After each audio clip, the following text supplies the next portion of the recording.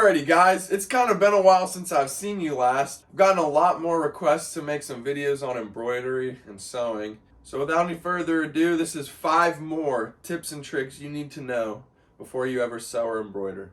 We're going to end up doing 2 sewing tricks and then 3 additional embroidery tricks. These are skills that are pretty universal and you will most likely need if you're ever starting a project later on. I would highly recommend you go ahead and watch these tips all the way through, regardless of whether your priority is sewing or embroidering. These are going to be able to help you along your entire journey using this machine. First thing, go on and turn your machine on. Once your machine is on, you can go ahead and tap the screen and it'll adjust your presser foot.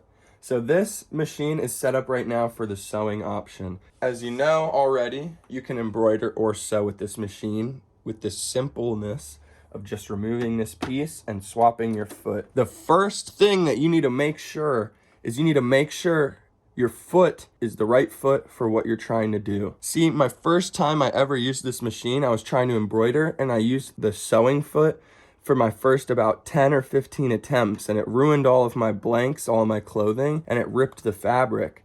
But I had no idea that I was just using the wrong foot. So if you're embroidering, make sure you use the embroidery foot. I'm pretty sure I keep mine right in here. Yeah. So right here is the embroidery foot. This is very, very different than the sewing foot. So make sure you know what you're using and what you're trying to get out of your machine. I also keep my extra needle in here. We're gonna run through these different stitches, identify when to use them, what they are, and what their uses are. So first things first, this shirt has a pretty nasty rip in it. And how do I fix this rip? We're gonna go through these and pick out the best option for this rip. Now this rip is pretty big, and as you can see, it's got some threads inside of it that are already loose. So it's gonna be kind of hard to bond this side to this side. We're gonna need something with the ability to fill this gap. So with the ability to get the thread from this side to this side in a larger manner. So we're gonna go ahead and make sure our bobbin is threaded, make sure that we have a good amount of thread on top. And after you've done that, we're gonna place this right in there. Maybe it won't be the prettiest thing in the world, but we're gonna try. What I'm gonna do is go to number 6. I think that'll be the best option. So we're gonna position this in here again, inside out, and we're gonna fold it right to where this is. So I want the hole to kind of be on the top. And I'm gonna slide this right in here.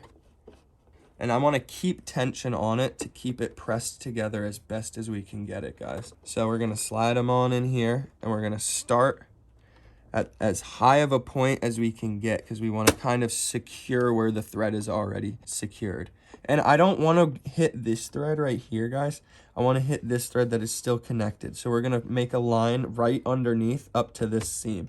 And we're just gonna see how that works. I am using my zigzaggy thread to kind of grab both sides. You can see it's working. It's grabbing both sides, pulling them closer together. Incorporating the rip into the thread. Turn it around and go back down the same way that we just came. Do you see this black thread right here is what we just laid down? We're just gonna go right over that again, you know, how we do. And we wanna go slow with this, guys. Be very careful not to go over onto the right side. We wanna stay on the left side where our thread is secure. Get right up into that seam right there, awesome. So once you're here at this point, you're gonna wanna press this reverse thread button. And honestly, when I'm locking, I also change to the 3 thread. So this is gonna create a very, very heavy thread that'll be reverse threaded so that your stitch will not come undone and become a loose thread. We're gonna go triple thread and then back thread, secure it all into place. And guys, the moment of truth, here it comes. Did we succeed in this, or is it a horrible failure? Honestly, it's better than not having it fixed, no matter what, so. Oh wow, look at that. The original rip is gone. That second hole is still there, and that third hole over on this side is still there, but we haven't even tried to fix those yet. So this did work. It made a seam. Awesome. So we're gonna do that same thing 2 more times on a smaller scale for this rip, and to cover this rip down here. So I'm very hype about this. All right, guys, so shirt is fixed. No more holes in it, and I'm very excited about that. This was my father's shirt. couldn't really replace it.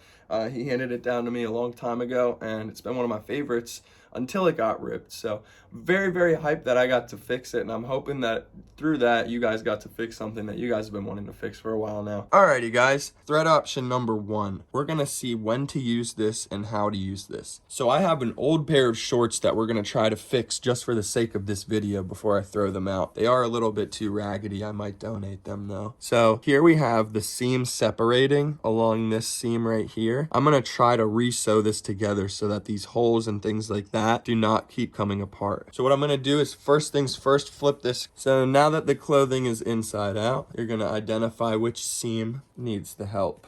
And that would be this one right here. So we're just gonna go along this line, and I'm gonna fold this over, just like that. And we're gonna sew right along here with our thread number 1. Now thread number 1 is only a single thread. It will go in, and then in, and then in, and then in, and then along any line that is linear that you put on. So we're gonna adjust our camera and get you guys a better view of this.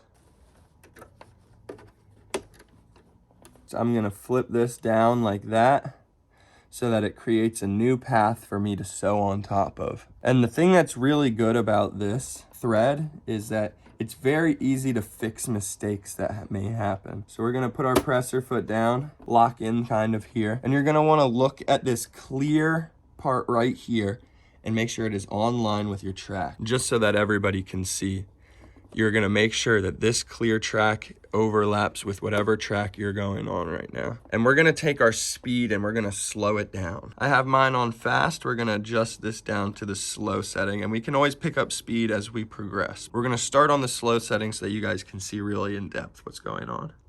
Just so that everybody can see. You're gonna make sure that this clear track overlaps with whatever track you're going on right now. And we're gonna take our speed and we're gonna slow it down. Alrighty guys, you ready? We're gonna go ahead and push down on our presser foot, and it's going to start threading our needle through our clothing. And we're gonna just follow this line. You don't have to be the fastest person in the world at this. You really just want results, okay? And you can pick up the speed a little bit if you're a little bit more comfortable.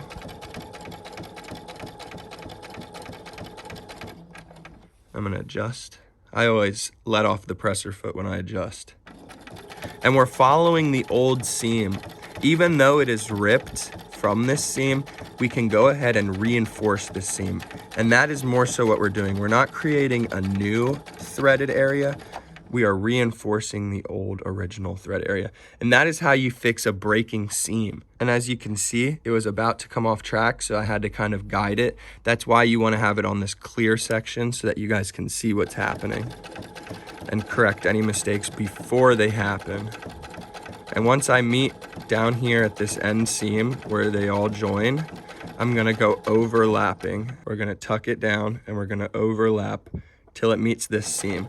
And I'm gonna teach you guys how to lock your thread in there afterwards. So right when it gets to the part that's meeting that you wanna end at, so once you're here at this point, you're gonna wanna press this reverse thread button.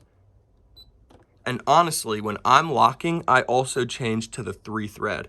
So this is gonna create a very, very heavy thread that'll be reverse threaded so that your stitch will not come undone and become a loose thread. Again, this is just locking the stitch into place.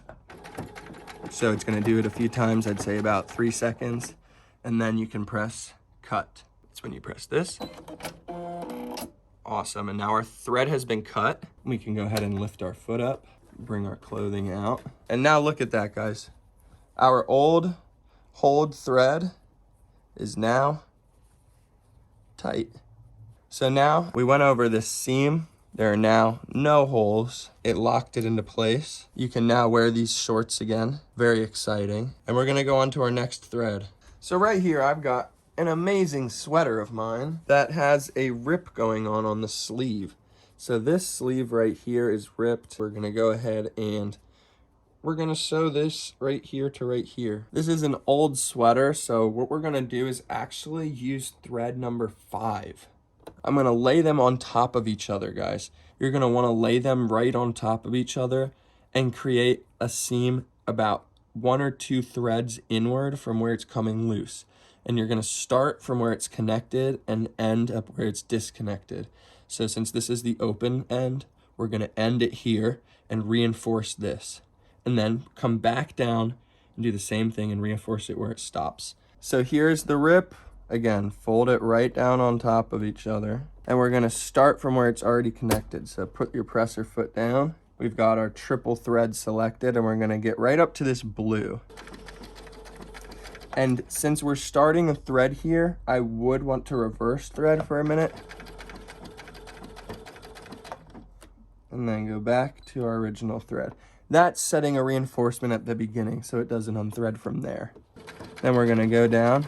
We can increase our speed a little bit, guys, if you would like to, as long as you're comfortable with it. And this will take a lot more time than the other thread. It takes 3 times longer because you're doing 3 times as many stitches. And you're gonna follow that same line, going very slowly up until you reach the blue. And we're coming to the end here, and I'm gonna stop, reverse thread. Awesome. And now I'm gonna lift up. Do not cut yet, this is not done. We still wanna reinforce it by going back one more time over this. Over to here, and turn it. And we're gonna go back down, following the same thread line that we just made. And then we're gonna hit around here and reinforce it there again.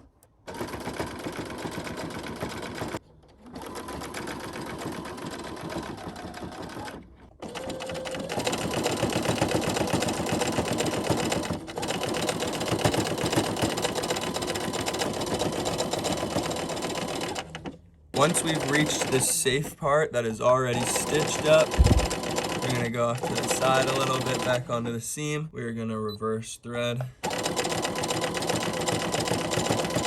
that just locks it all in. And we turn it inside out. Look at that, guys. You can see where it was, just barely. I would still like to point out there are many, many, many other threads that you can use. For example, if you just hit this back button right here, you get a selection of up to 8 different styles of threads that have their own big menu of custom thread styles that you can do. That does conclude our sewing segment, so we're gonna hightail it into the embroidery section now. So now we have to change out our machine to the other section, or to the other piece. This equipment right here is not capable of embroidering, so what we're gonna do is, so to change this to the embroidery section, you just reach under here, there's a little clip. You're gonna take this off, and you're also gonna remove your embroidery foot. So power down your machine, go in here, and it's just this little screw right here. So my first reminder is that this is your embroidery foot and this is your sewing foot. I know I touched on this earlier, but honestly, there was nobody to tell me the difference between them when I first started, so I'm gonna emphasize this highly. This is your key. This helps you take off your old foot and put on your new one. You're gonna slide it right into here. As you can see, there's a little entrance way for it to fit, just like a little key. Turn it to the left, your foot's gonna drop.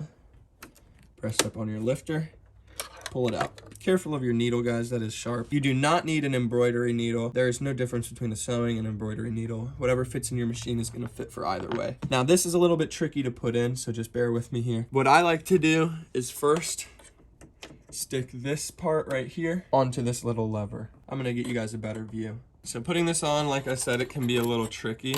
I like to just get it like this. Put the foot right on the ground, get this little rubber piece up here, right over top of this, and just slide it in. You're gonna wanna make sure this part right here goes around the front and locks into there. Like I said, down here, slide this part on top, come around the front with this, and lock it into place. And it should just stay, just like that. Now you're gonna take your key, and you need to tighten this. And tighten it all the way, guys. I'm serious, tighten that thing all the way. You do not want any slack, because if there's a little bit of slack even, then the programming can be thrown off. Okay, so she's tightened all the way. And you're just gonna wanna make sure your needle goes through. So power back your machine on, drop down your presser foot, and then I would hit the needle button that is located right here, and it should adjust.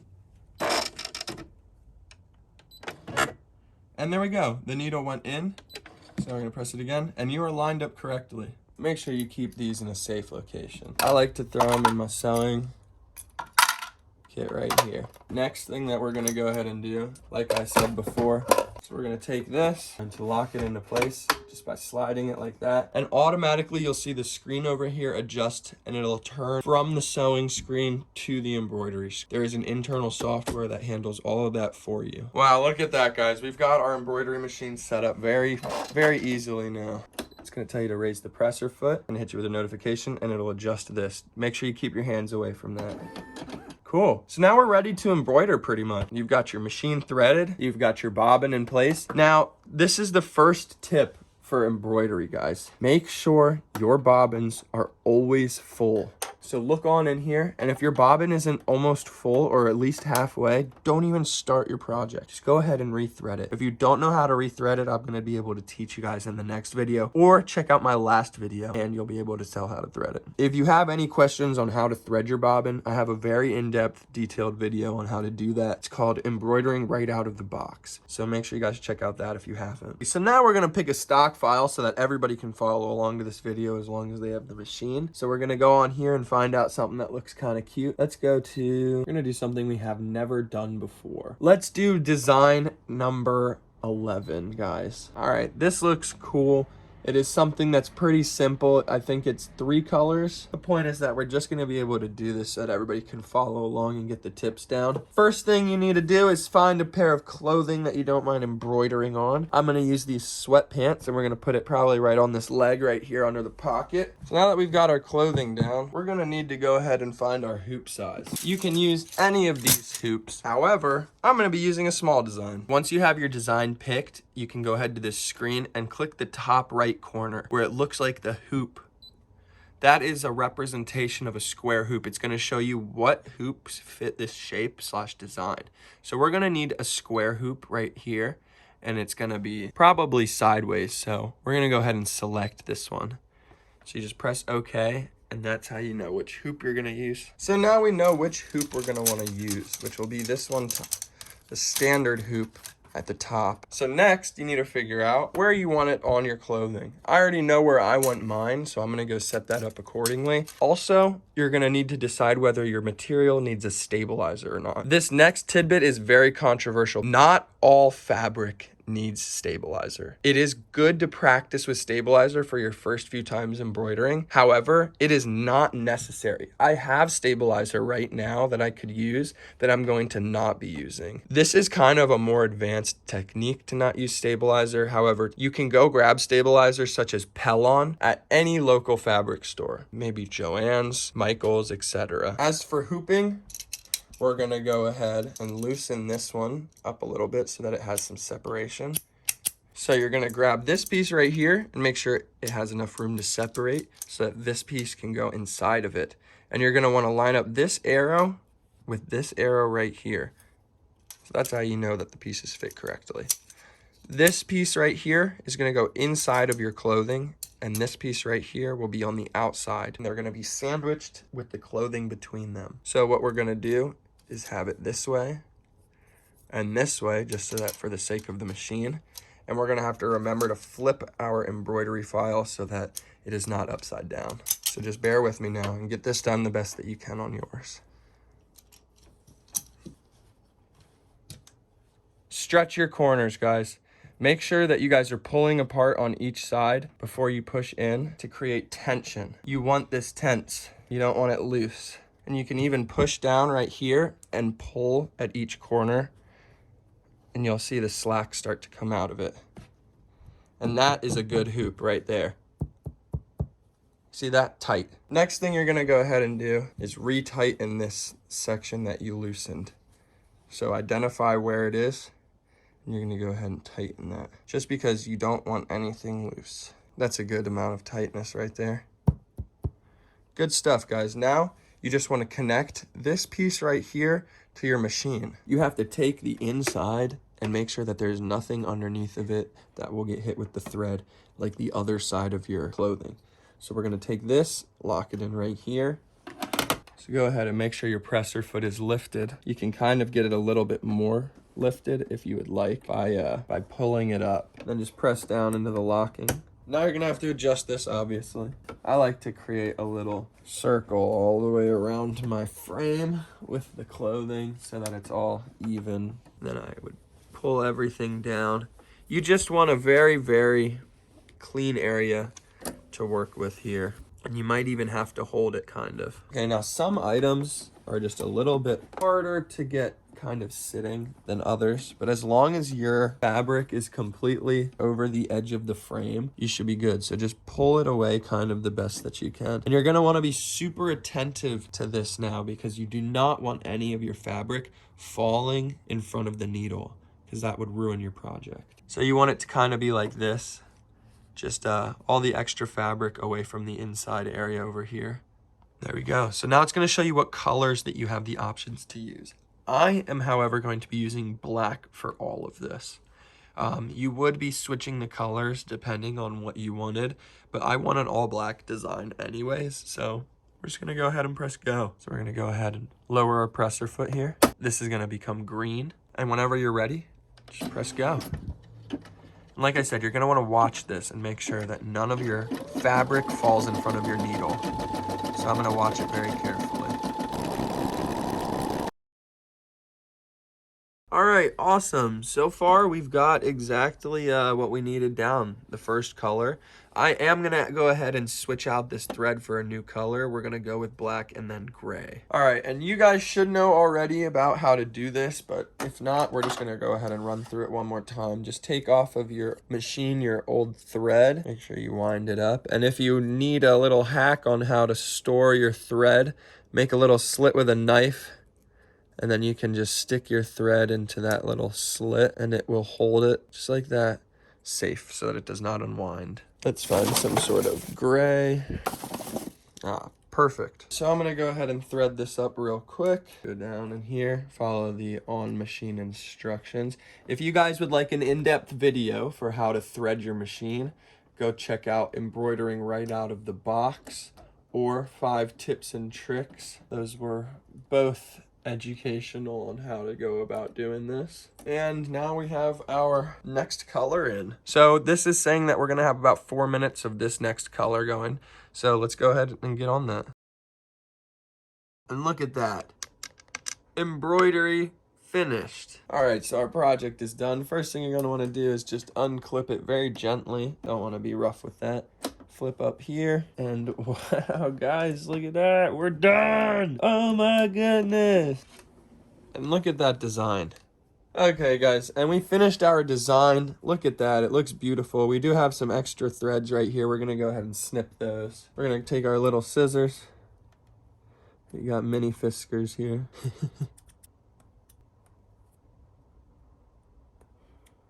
Just make sure you guys are very careful about not getting your scissors to hit this.